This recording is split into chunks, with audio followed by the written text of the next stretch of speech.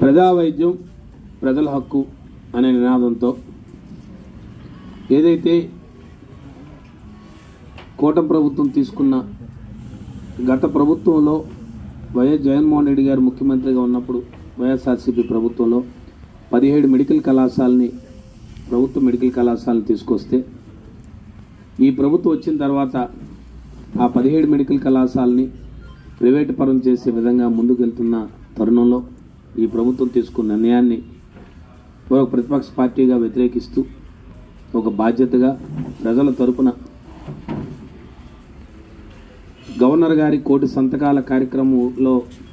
భాగంగా ఈ కార్యక్రమాన్ని గత అక్టోబర్ 7వ తారీఖుని ప్రారంభించాం.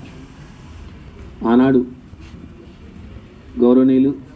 వైఎస్ఆర్ పార్టీ జాతీయ అధ్యక్షులు